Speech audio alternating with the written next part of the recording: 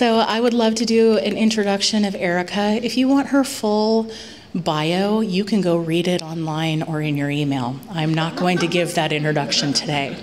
The introduction I am going to give is the fact that when Erricka and I met many years ago, we spent just really one day together doing some work together, and I was so impressed with her presence, her heart, her strategic mind, balanced with like her fierce sense of doing things that were just right for people and for humankind. And we didn't talk for many, many years, and then I've really gotten to know her more and more this year. And this continues to be true, but amplified even further. So welcome, Erricka Bailey, to the stage, please. And today, she will also be joined by Serena Fulton, who is going to be asking her some questions as they both facilitate this conversation on pain. Serena also has this magical ability to draw out the human connection in people, and has this strategy brain too. It's both and. These two women, I'm ready. Let's do this. It's yours. Thank you. I wasn't expecting that introduction, so thank you, I appreciate that. Yeah, I remember that day very well, Michelle, because I remember being equally as impressed with you, and I was like, everybody needs to listen to this woman, because she knows what she's talking about. Thank y'all for being here. We are gonna get started. I'm Erricka. This is my very good friend, Serena. We also met through work. Best thing that happened to us. Yeah, for sure. We don't work together as closely as we did before, but we've maintained our friendship. And I asked Serena to do this with me today because it just, I don't know, the whole time I was thinking about what I wanted to talk about. I knew I wanted to be having a discussion with someone about the subject, and I didn't want to just be talking at you the whole time. So thank you for being here with me and doing this. Yeah, yeah. All right, so ready to start? Yeah. Cool. Hi, everyone. So excited to be in conversation with you all today. And Erricka, I'd like to start, I mean, I've known you now for 3 years, about, yeah. We need to celebrate our 3-year anniversary this year. And I've witnessed you go through many moments of pain during that time. And as I've gotten to know you, I've also known that those moments were not the first moments of pain in your life. So I'm wondering how you're feeling about talking about this topic with all of our lovely friends here today. I'm sure I'm not alone in the fact that pain is a weird topic. Like, you know, like we don't want to talk about pain, we don't want to feel pain, we want to avoid pain. Like when Michelle gave me the topic, I really was, I was like, why would you pick me to want to talk about it? But then the more I thought about it, I was like, well, I'm a domestic violence survivor. I survived childhood abuse. I've overcame different situations. I show up in this Black woman body every day in this world, right? Mm-hmm. And so I have a lot of experience with pain. And I think that today, talking about this, I feel way more excited than I did when we prepped for this conversation, because I watched an Erricka Bailey conversation last night. I don't know if y'all watched her 45-minute interview with this amazing interviewer who I can't remember his name in this moment, but y'all should check it out. But she talks about how we're all creative as humans, right? Mm-hmm. And some of us can show up and express our creativity, and others don't because of the fear of the pain that they might experience by showing up freely as who they are, right? And so I felt really inspired by that, and I was like, you know what? I know who the hell I am, and I know I've survived pain, and I know I have some frameworks and some tools, and I can facilitate people in having a conversation about it that can help you all figure out your stuff too, and we can hold it. I am holding a lot of pain. There's a war happening that is deeply impacting my mind and body.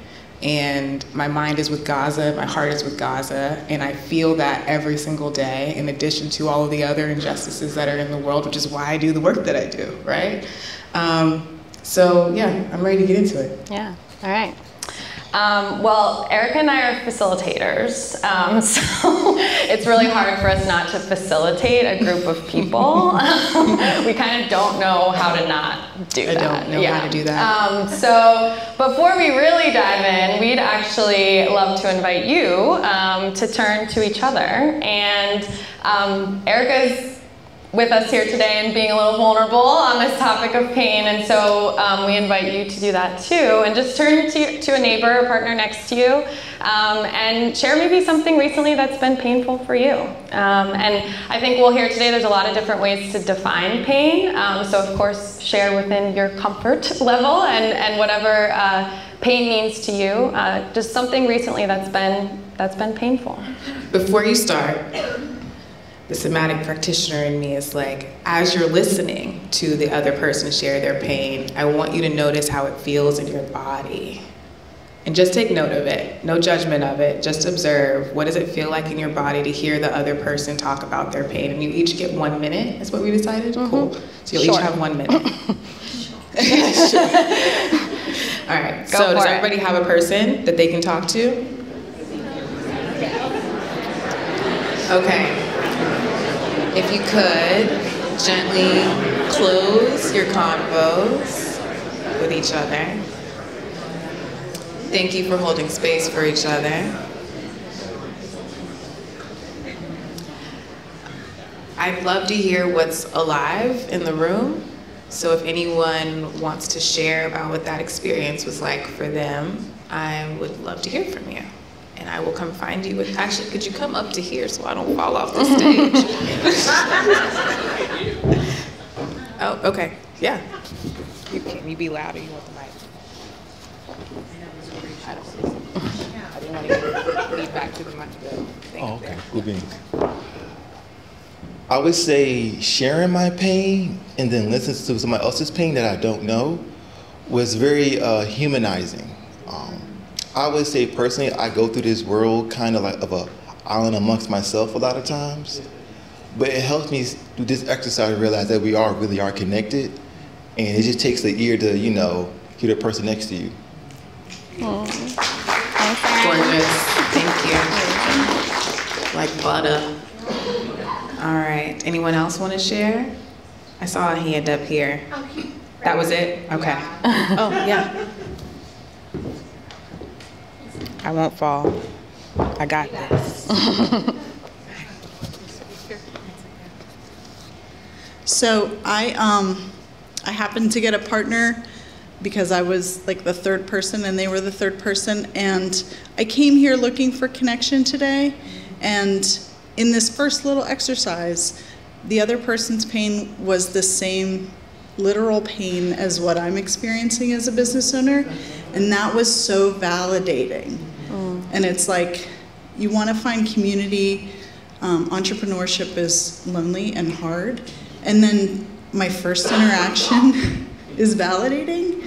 That's crazy. And like he said, it's just humanizing and so grounding. So already got so much out of this. Thank you. So humanizing and funny word, right? validation. I love both of those words because we work with those words a lot. Yeah, so thinking about what was just shared about the validation of pain, I think it's important to start by just saying, like, whatever your pain is valid.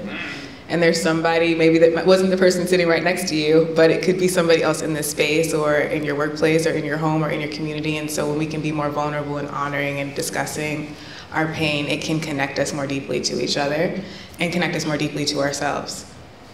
Yeah. Thanks, everyone. So Ericka, let's hear about when did your relationship with pain start? Maybe what's your earliest memory of dating? When, no, I'm just kidding. So yeah, My earliest memory of pain is, you know, being a little kid. The big one, though, was when I was living in Oklahoma. I'm not from Richmond, y'all. I was born in Oklahoma, and then my parents were in the military, so we moved a lot after that. And my mom used to like riding her bike, and she would put me on the back of her bike in one of those like toddler seats. And she passed out while riding the bike. And I had to figure out how to get the hell out of the seat. I was like 3, I think, at the time. I remember trying to figure out how to get out of the seat and being extremely scared that my mom had died, right? And I just remember hearing a voice, and it said, "Start walking, go to KFC." And so I did. And in hindsight, I think I walked like maybe 1.5 miles by myself as a 3-year-old. And I got there, and I said, "My mom is hurt. Somebody needs to help her." And the manager came and was like trying to figure out what's going on, walked with me back. They called 911 and got help from my mom. And my mom was fine. She's alive. Low blood sugar, I think. In hindsight, I don't really know what caused it. But that was my first experience with pain. And I remember, you know, when I was older, reflecting on that and being like, oh, that's when I found God. So my first experience with pain was a scary one in some ways, but it also brought me closer to myself and my spirituality. Yeah. Yeah, and as you moved beyond 3.5 years old, what other ways did pain show up in your life? Pain show up. So I moved a lot. Being a military brat is what they called us. And that was really painful at first because I would make friendships and then those relationships would have to end because of the circumstances, right? But I think the next biggest pain that I can think of was just an experience of living in an abusive household. And while I know this is recorded and somebody might watch it one day, I honor my parents. They did the best that they absolutely could. And because of systemic oppression and generations of abuse that they've experienced, this was my life, right? And so I just want to hold space and honor that. But yeah, I lived in an abusive household, and so there was pain all the time. And I was deeply sensitive. How many creatives in here were told that they're too sensitive? Right? Too much. So I was also deeply sensitive human and deeply empathetic. And so not only was I feeling my pain of living in this environment, I was feeling the pain of my parents and my siblings and the people in my community, right? And the world around me. And it would just swallow me up. And so I had to learn, that catalyzed me into learning, like, how do I deal with this? But before I figured out how to deal with it, I just tried to avoid it, right? Avoid pain, stuff it, hide it, dive into books. I learned to read and write when I was around 4. So I was like, I'm just gonna read every book I can find and write every poem I can think of in my head and, like, you know, organize all my library books. And then as I got older, it turned into being involved in every sport and activity and having tons of friends. And then I turned into an activist. So I was like really involved in my community and always like pouring myself out into the world outside of me to run from my own pain. So those are the experiences that I can think of just living in a life of abuse and trauma and trying to survive it, really. Yeah. I'm curious about your 15-year-old self compared to like your 25-year-old self. Like, what was the trajectory in that decade in terms of your relationship with pain? Oh, wow. And you don't even know this about me. That's a really wild question to ask. So when I was 15, I realized that if I was going to survive, I had to get the hell out. That was it. Like, I'm not going to go into details about what happened, but I knew that if I wanted to live, I had to get out as fast as possible. And so I started working. And I started walking to the grocery store at my first job at Albertsons. I don't know if y'all have one of those out here. Y'all know what that is, but it's a grocery store. And I was a cashier, and I hated that job, but I was walking to work because my parents wouldn't let me, drive, and they wouldn't take me. So I was walking, so I was saving up my money, and then I asked my uncle if I could work with him, and he owned his own business, which was very inspiring for me, and he let me work with him, and I saved up the money I needed to buy my first car in 7 months. He matched it, and then I was able to get my first car when I was 16. As soon as I had my license, I had a vehicle. I was not playing any games, and I worked 3 jobs from then on. I moved out when I was 17. And so that was my trajectory from 15. It was like, work as hard as you can, make the grades that you need to make so you can go to college and you can get the hell out. So that's what I did. When I got to be 25, though, by that point, I had my son when I was 21. And what I didn't know then is I was still running, right? And so I was in a really bad situation with my child's father. And so, again, just perpetuating more of the same trauma and abuse and living in it, continuing to be a victim of abuse because I still hadn't figured out how to face my own pain. I was still running from it. And so I was abusing myself, right? In that sense of just like not honoring my whole self. I was also abusing me. So I was meeting abuse. You meet who you are, right? And so that's what I was dealing with at 25. But I was starting to turn a corner because after I became a mother, I felt differently about the world and about my life and about my child's life. And so I started setting boundaries. I learned what those were. And I started figuring out like, oh, I can go to yoga and I feel better, and started learning about like different self-care practices. And I think by 25, I was a doula.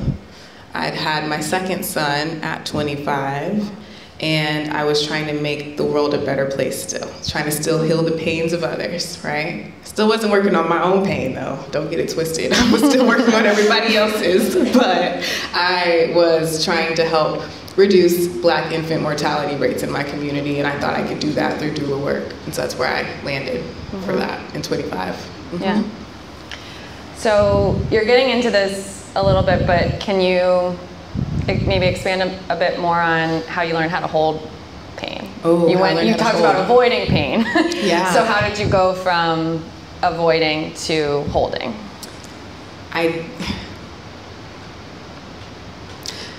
My son. Because when I had him, he wasn't a typical baby, like that for what I thought typical babies were, right? I worked with children most of my life as a babysitter, worked in preschools and done all of that. So I'd been around babies. I'd gone to school for early child development and education, so I understood that. But my son felt so deeply the same way that I did. And so I couldn't run from it anymore when I had my first son. I had to face it because I was living with him and I was his mom, right? And I was responsible for his well-being. So in raising him and empathizing with him and learning about empathy and what that looks like, it forced me to have to start empathizing with myself too. And so how I learned how to hold pain was by holding my baby, you know? Because he was in pain and I had to hold him. I mean, I love him, so I'm gonna hold my child, you know? Yeah. Ericka's kids are the best. They're pretty special. I'm biased. So. Yeah, we're biased, but I'm sure y'all's kids are great too. Yeah. We like your kids too. Yeah. So, what did in the holding of pain, as you were learning to hold pain, what did pain teach you? What did you learn from it? Yeah. Well, what I learned about it first was I had to stop running from it. Otherwise, it was going to keep me stuck in these cycles. And realizing that I had the opportunity to alchemize and metabolize my own pain and how that could heal the pain of my ancestors and my parents and what they'd gone through, that felt like a deeply important mission for me to understand pain and figure it out, especially emotional pain. I'm talking about emotional pain, but I also have a chronic vascular disease and had physical chronic pain all of my life. And that was also denied by everyone around me, right? So I had to like get in relationship with it for real. And So I think, to answer your question, things that I've learned from pain is how to love unconditionally. I've learned that pain can actually be a gift, and it can open you up to other worlds and other realms and other energies and spirits. I learned that pain can connect people. It can humanize people for each other. And I've learned that while there's pain, the way to heal pain is to give it joy, you know, and hold space for it. Yeah, I think those are some of the things that I've learned from pain. Yeah. Yeah. You talked about emotional pain, physical pain, different types of pain. Is it all the same? You know, how do you think about the different types of pain and the relationship between them? Yeah, I think they're deeply connected. That's my answer. I think they're deeply connected. Yeah. And I also think that in our culture, in our societies, sometimes we can't see people's pain, right? And so then we might invalidate it or dismiss it as not that big of a deal. And then in turn, the person's like, well, I guess there's something wrong with me. I shouldn't be thinking it's that big of a deal. I should just ignore it too, right? And then, you know, we marginalize our own pain the way we marginalize each other. You know what I mean? And so I think the two are very connected, and sometimes our emotional pain can actually manifest as physical pain when not unchecked, but when we aren't taking time to hold space for the pain that we're feeling emotionally, it can manifest physically. And so that psychosomatic connection is something that I hope all of you will spend more time with. It's very deep and complex, but it can, when you understand what's happening for you emotionally and see how it shows up with you physically and you can be with it, I think it helps you love yourself better. It helps you deepen your humanity, and it helps you connect with each other. Yeah, for sure.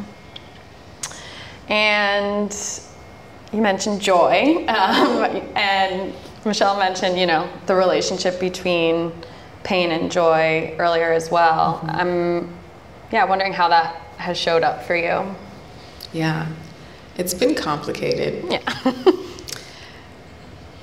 You know, on one hand, it's like, honor your pain, hold space for your pain, you know, don't try to get rid of it. Just like name it and sit with it and let it do what it needs to do. Let it move through your body in the way that it needs to move through your body.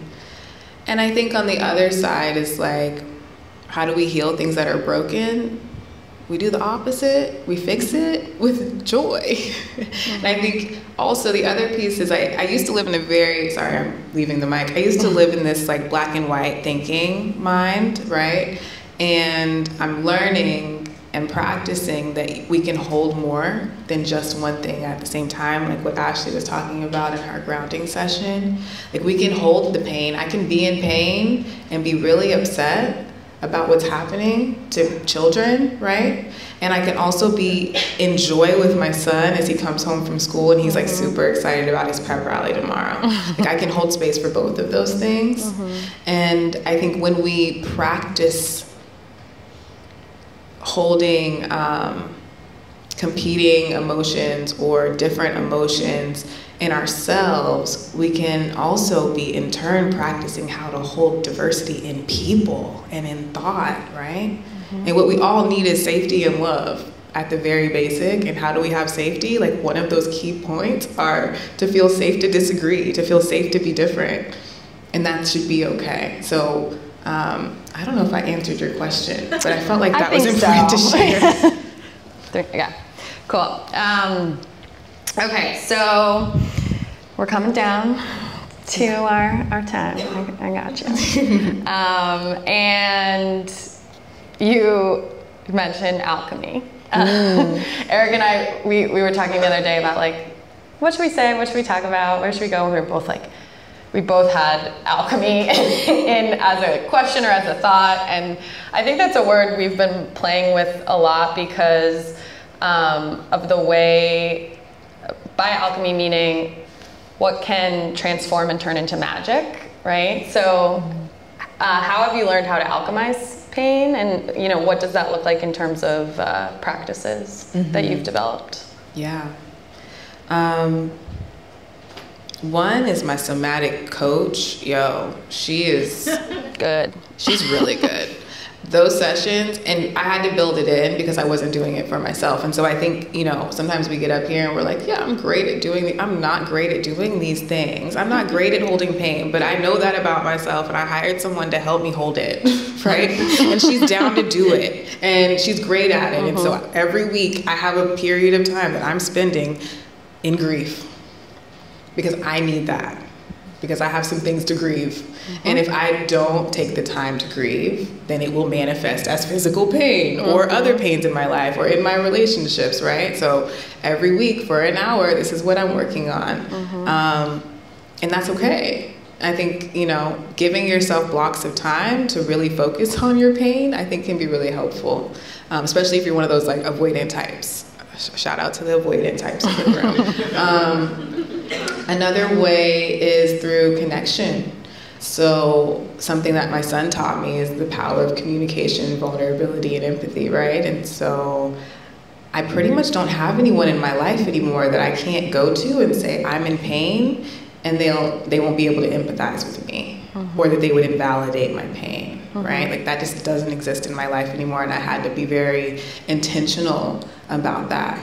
And yes, there was pain in having to separate from some of those people, but you get to choose your pain. Like choose the pain that's going to serve you. And the pain that serves me is like the grief of losing the people, right? And having space for the new people to be in my life who can empathize. So I think those two things, taking time and also connecting with others, and just like creating a life that supports you and whatever emotions that you're holding. Yeah. So sometimes it's okay to let folks go if they can't hold that pain with you. Yeah. All right, we're going to turn it over to y'all in a moment, but my last question for you for now is, there's been pain always in this world.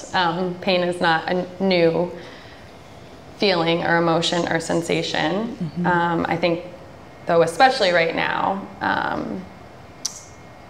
pain feels constant. What can learning to hold our pain right now do for us in this moment? It can inspire our creativity.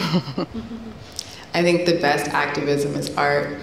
When I think about my political ideology, it came from the shows I was watching, the rap I was listening to, the R&B I was listening to, the pop I was listening to. Those were the things, the images that I saw on the billboards in Dallas when I was growing up. Like those were the things that shaped my political ideology. And so I think if we take our pain and we're like, this is what I'm feeling, and we can envision a better future for ourselves and for our world, and we really put pen to paper or, paint to, now I can't think of what it's called, paint to, thank you, canvas, paint to canvas, then now we have something we can work with, right? That's how we're alchemizing our pain and envisioning and practicing a better future for ourselves and for each other. Yeah. All right, y'all, so you heard it. Go alchemize, go paint your canvases with your pain. All right, I think we're going to turn it over to you again, but we're going to, instead of just opening it up for Q&A, we're going to encourage you to turn maybe to a new partner, maybe to the same partner, and just briefly discuss maybe one thing that resonated with you or one question that you have. And then we'll open it up in about 2 minutes for questions from the group. But just want to give you a little bit of time to process what's floating around in your head. So we'll bring you back here in 2 minutes. Maybe it's a minute. Maybe a minute. Be brief. All right, y'all.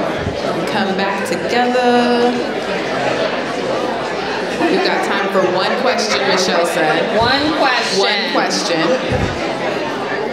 Okay, we have time for one question, so it's got to be a good one. Who's got one? No pressure. I'm coming right to you. Hold on. Who's she going to? Oh, Wait. There you go. I knew somebody else was going to say that. The specific question is that our trio really resonated with the somatic coach. So the articulated question is, what was your checklist? What were you looking for when you were searching for that professional support? I was looking. What should we consider? Sorry about my heartbeat. Right? Yeah. For our own self when we search for a practitioner. Yeah, for sure. The first thing I was looking for, I'm gonna just be real 100 with y'all, was a Black woman. That was important to me because a lot of my trauma is rooted in relationships, and a lot of my grief and pain is in relationships, and so I knew it would be important to heal in relationship with someone else who I could connect with in that way. The next thing I was looking for was just their presence. And would they call me on my bullshit? Because I do show up. I told her the first time I had a whole attitude in my first meeting with her. And I was trying to check it, but the 14-year-old me was like, we ain't got feelings, we good. We don't wanna talk about how we feel, and I don't wanna talk about it with you. Like, that's how the energy that I had. And I told her, I was like, I'm so sorry, but the 14-year-old in me is like hating this. So can you handle that? And she was like, oh, say less, you know? And that's been our relationship. And now, I mean, my 14-year-old self feels safe with her and knows that she can hold that. And so we don't have any sort of tension, and it's all easy and good. Well, I wouldn't say easy, but it's a deeper relationship. We have a better rapport now, but it took time. And so somebody that you can build trust with, I think, is also important. And then someone who just understands somatic practices, I think, is helpful, right? Like, you want to make sure they have some training or education. It doesn't have to be super extensive. I know a lot of gifted people who don't have tons of hours in the training, but those things were important. And then you need to decide for yourself, something for you to consider is, what's your comfort level with physical intimacy and being in your body in the presence of others? That was really hard for me when I first started. And so I liked that I had a virtual option. That was important for me. What else should you consider? Budget, because sometimes they don't accept insurance, so you kind of want to think about, like, what can you afford and what's your cadence or practice going to be. And also, like, a red flag is anybody who's like, yeah, we can work on all of these things and you'll feel better in 6 months. Because it doesn't work that way. There's not a timeline on this. And so you want to make sure that the person that you're working with is open to it being an iterative process. Cool? Okay, there's one last question. Yeah. So that's how that works. Exactly. Because I really just want everybody to know what it is that you do and your bigger purpose. If you could just illuminate that, and also can my team start to make their way to the forefront. So what I do and my bigger purpose. I think my bigger purpose is to help make the world a more peaceful place. And that sounds a little bit corny, but that's really what I believe. I'm really good at doing that. And so that's what I want to do in this world. And I think for my business and what I do with Paradigm is I'm helping organizations work with each other and improve their relationships so that they can work better together.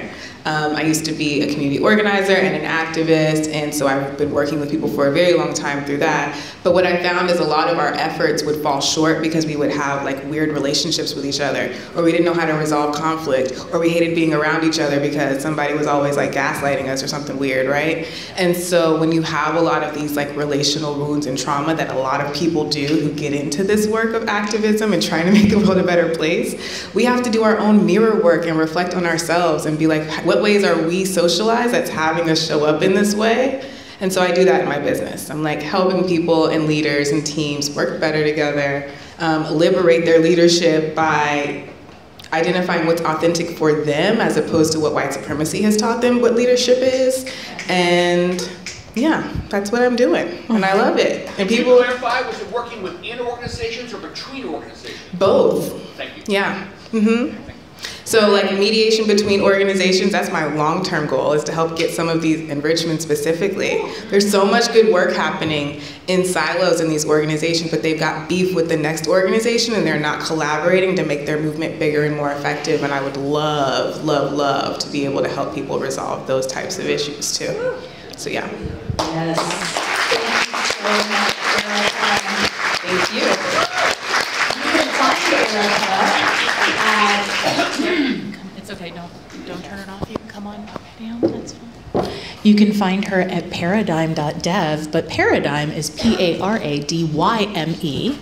And you can find her on LinkedIn at Erricka. Her backslash is Erricka Being, Being, or Erricka B.